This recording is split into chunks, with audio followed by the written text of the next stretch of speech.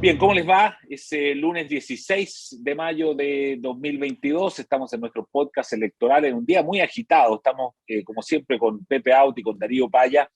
En un día, como les digo, que parte agitado a propósito del tema de la seguridad, del tema de los estados de excepción en la macrozona sur, a propósito de presos políticos, una entrevista nocturna de trasnoche que luego termina con una eh, retractación de la ministra de Desarrollo Social, Janet Vega. En fin, el día ha estado en eso y por eso que vamos a partir por ahí. Por cierto, como siempre, vamos a darle una mirada a las encuestas, que es una tradición de este podcast. Pero quiero partir por el tema de la seguridad y por esta situación compleja en que está el gobierno, en que no se decide al parecer. Sabemos que esta noche podría haber anuncios, pero ahora a las 6:30 de la tarde, que es la hora en que estamos grabando este podcast, aún no hay noticia, pero sí lo que sabemos es que hay complicaciones, ¿no? Dentro del oficialismo. Nos toca partir por ti, Darío. ¿Cómo ves este momento que vive el gobierno con respecto a la seguridad y esta especie de disyuntiva de qué hacer? Si decretar estado de excepción, estado intermedio, o no hacer nada, que sería la otra opción, ¿no? Mira, primero veámoslo de la perspectiva de la gente, porque la gente lo pasa mal y porque la gente a gritos pide más seguridad, menos tráfico, controlemos la inmigración desatada, etcétera, etcétera, es que se transforma en un problema político para el gobierno. Eh, entonces, ahora es un problema del gobierno, de este equipo político, la inseguridad de la gente. No lo era hasta hace algunos meses. Y yo creo que ese es el resumen del problema.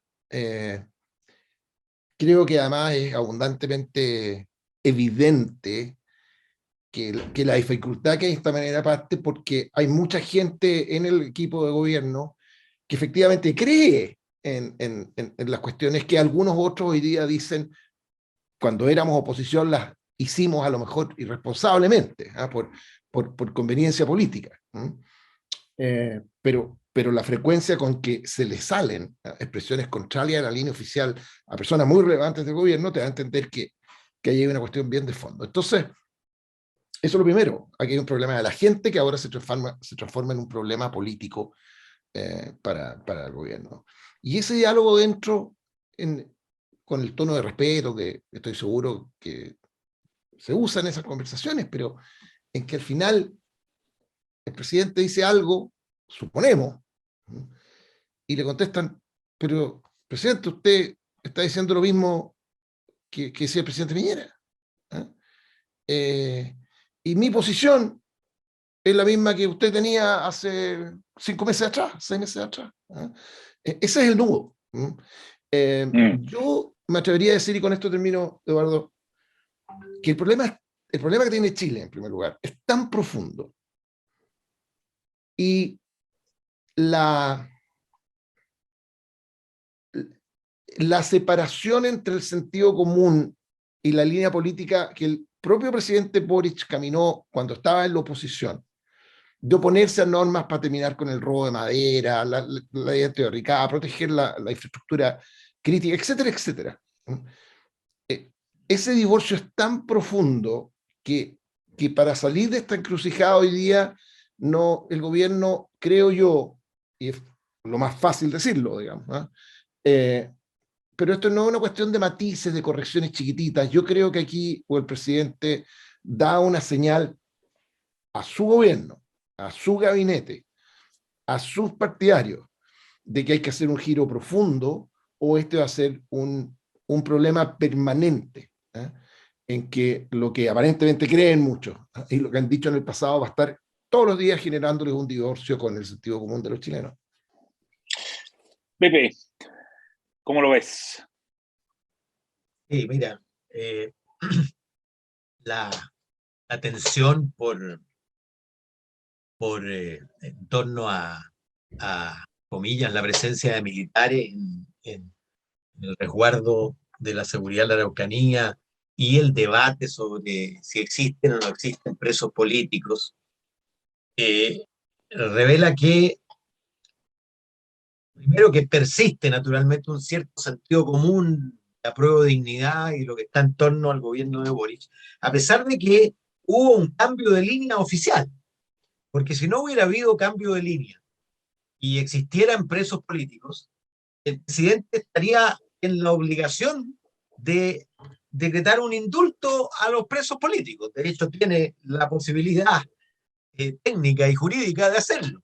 Si hubiera presos por idea, es decir, encarcelados injustamente solo por pensar distinto, obviamente su deber sería liberarlos, y si no lo ha hecho, es naturalmente porque hubo un cambio de concepto y entienden que los presos que hay pueden tener excusa política o simular algunos excusa por razón política, pero están presos por delitos, es decir, por transgredir leyes específicas juzgadas por lo demás por tribunales independientes. En consecuencia, hubo un cambio de la línea oficial y también hubo un cambio de la línea oficial respecto de la lucha y la oposición encarnizada contra, comillas, la militarización del Gualmapu, que fue el corazón del discurso durante un tiempo determinado, largo, por lo demás. En consecuencia, yo entiendo la dificultad para virar en 180 grados, y eso se siente, las articulaciones le duelen a muchos, Crujen, crujen, claro. particularmente los más mayores, que tienen menos facilidades para hacer gimnasia acrobática. Y el punto cuál es, creo yo, que le hace muy mal al presidente aparecer como una especie de prisionero de Azkaban.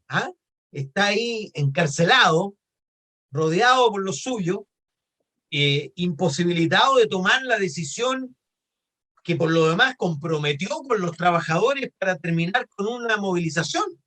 Y ese es el problema, que el gobierno comprometió un determinado esfuerzo y ahora ese esfuerzo está bloqueado por su propia coalición. Y ocurre, tengo larga experiencia en eso, que los parlamentarios van sopesando la fuerza y la convicción de su ejecutivo. Y ya lo midieron en el retiro y lo doblegaron, parcialmente, pero lo doblegaron. Yo creo que están testeando lo mismo. Y yo creo que si no hace un golpe de autoridad, porque yo no veo ninguna posibilidad de que frente a la decisión del gobierno de cumplir el compromiso con los trabajadores, la mayoría de su coalición lo abandone, porque sería el naufragio al tercer mes de mandato, y no creo que ni siquiera el Partido Comunista esté en condiciones de hacer eso y en disposición de hacer eso, que sería un quiebre en una cuestión muy central. Porque además cuando tú miras los datos de quienes no respaldan al gobierno, las razones para no apoyarlo, la primera es el tema de la seguridad, la segunda el tema de la inflación y la tercera el tema de la Araucanía. Es decir, entre seguridad ciudadana en general y Araucanía, casi el 40% de la razón por la que la gente no respalda al gobierno. Y en consecuencia es un problema, pero también es una oportunidad. Es decir, tiene ahí la llave para dejar de caer o al menos recuperar algo de su valoración y apoyo, cosa que por lo demás se vio en las últimas semanas. De alguna manera la caída se estanca y hay una levísima recuperación que probablemente está asociada a este discurso del abrazo del oso, hagamos un acuerdo nacional para combatir la delincuencia, el acuerdo con los trabajadores que dice vamos a llevar a los militares a la Araucanía, a resguardar las carreteras, en fin. El problema adicional que tiene además es que si no toma decisión, otros van a tomar decisión por el gobierno, porque el Congreso está en perfecta disposición y por lo demás posibilidad política de tener una mayoría sin el gobierno para aprobar el proyecto que quedó en la mixta, que fue aprobado en el Senado y rechazado por falta de quórum, en realidad, no por falta de mayoría, en la Cámara.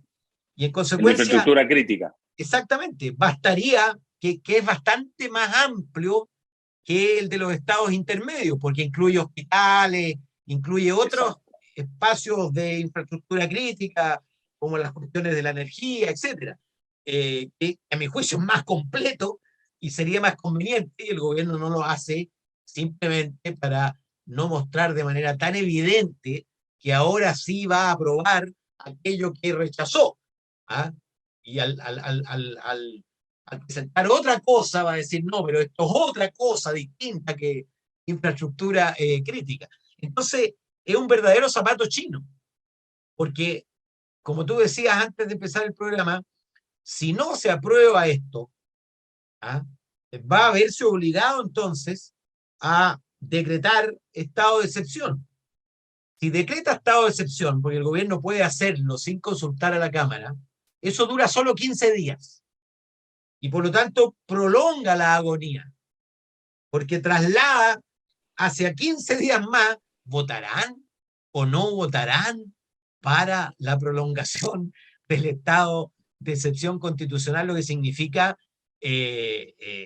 cuando tú prolongas una situación de conflicto, lo que hace es profundizar y mantener la tensión sobre un punto que no te acomoda, que te perjudica, y por lo tanto yo creo que el gobierno tiene que cortar rápido, el presidente mostrar que no es prisionero de sus minorías, y mañana enviar el proyecto antes de que le ocurra lo peor, que el Congreso lo apruebe sin el gobierno, cosa que es perfectamente posible el miércoles.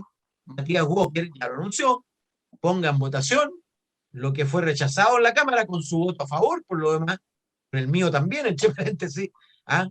Y se apruebe la mixta, porque los socialistas han dicho que lo aprueben, en fin, se apruebe la mixta con el voto en contra de Brito del Frente Amplio, ¿ah? Y que luego vaya a la Cámara y supere los 3/5 con la oposición de parte del Frente Amplio y del Partido Comunista.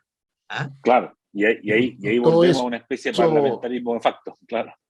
no, y por todo eso yo insisto, fíjate, que de esto no sale, del zapato chino del que habló Pepe, no se sale bailando a ley, porque eso no dura. ¿Ah? Aquí tiene que haber una línea gruesa y un esfuerzo de la moneda por ordenar a las fuerzas políticas que lo apoyan, porque, mira, ya cuando el ambiente está... Mira, el Partido Comunista hoy día no es un comentarista desde la oposición, es parte importantísima del gobierno. Entonces, cuando tú tienes a, a, a alguien de la envergadura política, de la relevancia política de Tellier, empezar a caer en el realismo mágico, pero a la norcoreana a esta altura, ¿no? Entonces, que este secuestro, no sé cómo está calificado, del escolta, ¿eh? Y no sé qué otro Sí. episodio, serían parte de una confabulación de gente de derecha para causarle daño político al gobierno y para que gane. O sea, ya cuando entramos en esa, es porque el problema se está yendo de las manos en varios planos, más allá del tema de seguridad propiamente tal, que hace rato se fue de las manos. Darío, déjame quedarme ahí un segundo. Pepe mencionó esta leve mejoría en la popularidad del presidente. Pepe, si te traduzco bien, lo asociaba, digamos, a esta actitud del presidente hacia la seguridad, que son los temas más complejos. Y habíamos visto una especie de correlación entre la popularidad del gobierno y la popularidad de la convención. La convención acaba de terminar su trabajo ahora de redacción de estos 499 artículos. Vamos al tema de la encuesta. ¿Cómo estás mirando esa situación, esta leve mejoría del gobierno? No se ha visto todavía en la convención, pero ¿tú crees que aquí pueda producirse un cambio o no?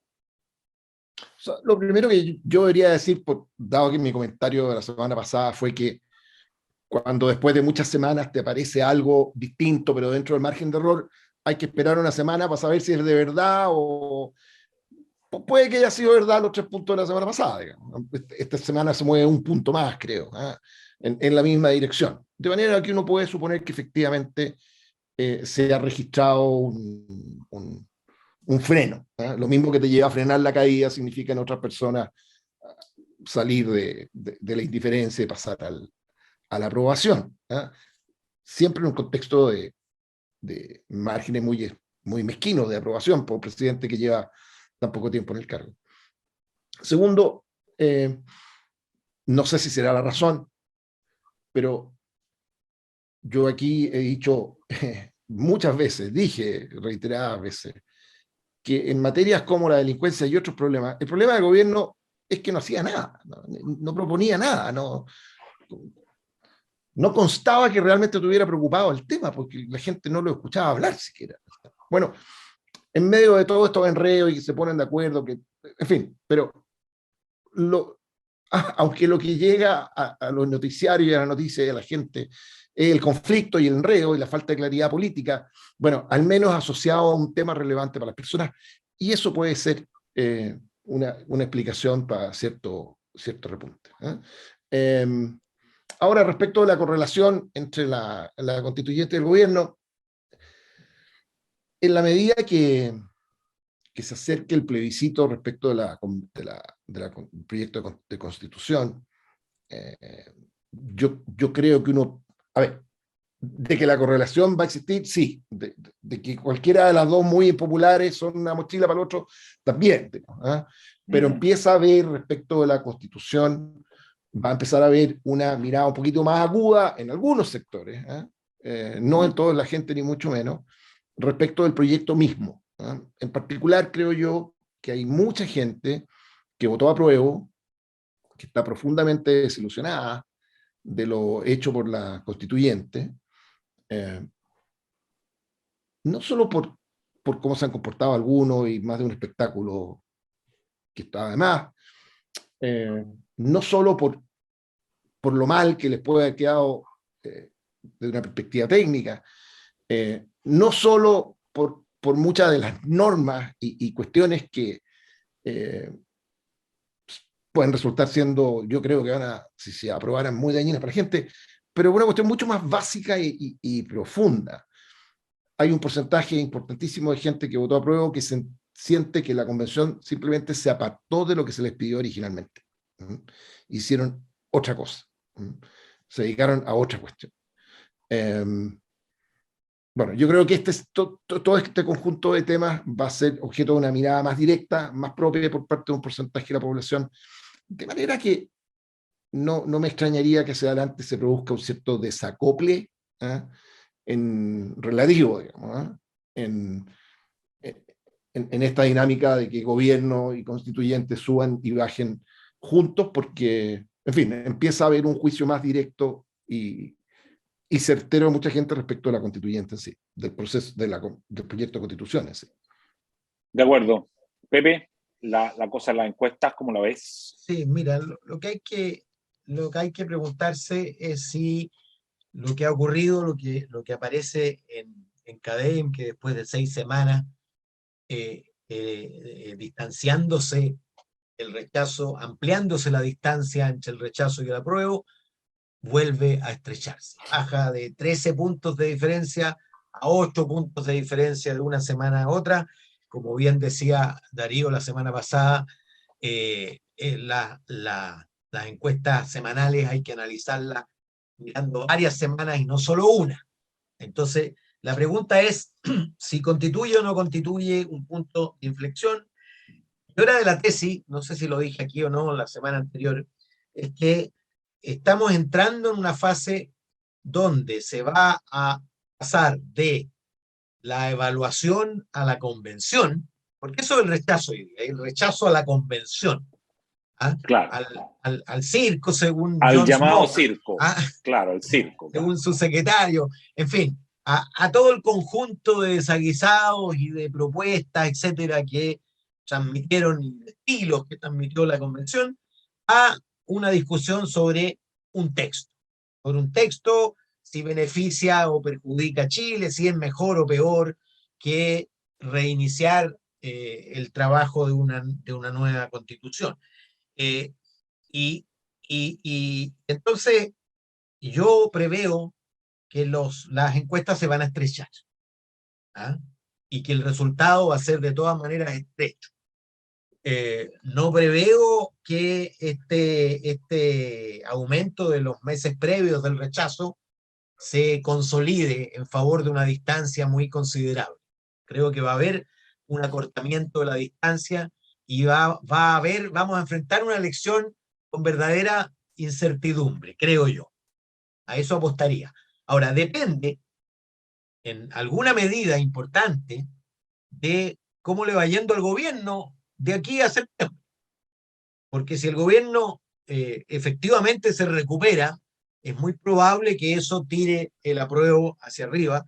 Si el gobierno sigue cayendo, es muy improbable que el apruebo acorte la distancia al punto de ganarle al rechazo.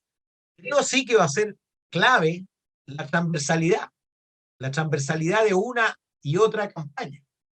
Yo he visto con atención cómo algunas personas de derecha han declarado que cosas que escandalizan a muchos no son escándalo, como lo que dijo Arturo Fontaine respecto del carácter plurinacional del Estado, por ejemplo, de cómo algunos personeros muy críticos a la convención han ido ajustando su discurso y adoptando un discurso más bien de resignación, de decir, mire, más vale que aprobemos esto porque la posibilidad de que la derecha dé paso a una verdadera reforma es nula, en fin, y por lo tanto no se sabe todavía cuál será, y a mi juicio eso es clave, cuánto protagonismo van a tener en la campaña del apruebo los actores, perdón, en la campaña del rechazo, los actores del apruebo del 2020. Va a ser súper incidente, como lo fue por lo demás en los meses previos. Por ejemplo, ¿qué va a hacer Ricardo Lagos? ¿Ah? Claro.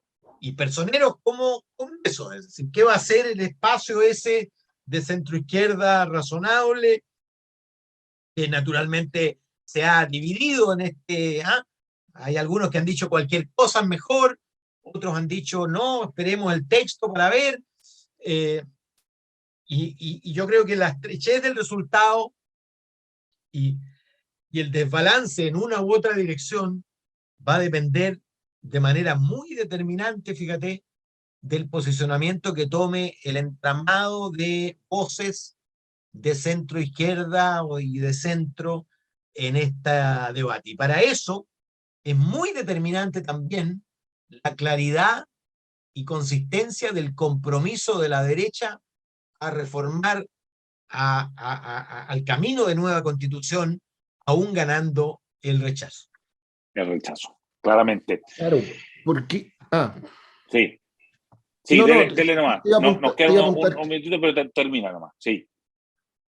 Es que iba a apuntar que una razón adicional para lo que dice Pepe es que cuando la gente empieza a buscar los derechos sociales, y no me quiero meter en la sustancia del tema constitucional, digamos, pero al final en las cosas que la gente entiende por derechos sociales, digamos, de los 499 artículos, al final se tiene que conformar como, y de verdad son muy poquitas líneas, ustedes hacen ejercicio y bastante discutibles en sí. Entonces, cuando desde la perspectiva de un tremendo porcentaje de la población que se embarcó en este proceso con la mirada puesta en eso, y hay muy poquito que ofrecerle a la hora incluso de debatir esos temas, aumenta la relevancia de lo que está pasando con el gobierno y el ambiente político en general. Claro.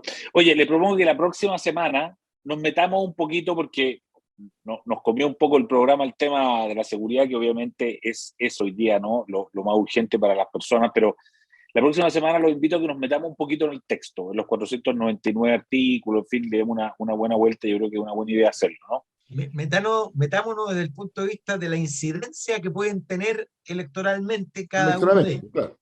Eso es una buena idea. Oye, y lo otro, hay que invitar a todas las personas que nos están viendo, que son muchas, ustedes saben, al lanzamiento del libro de Pepe Out que tenemos este miércoles. Ahí mira cómo lo tiene, ahí está. Oye, es un libro grueso, ¿ah? Mira, muéstralo de lado. Es como una Biblia, así, ¿no?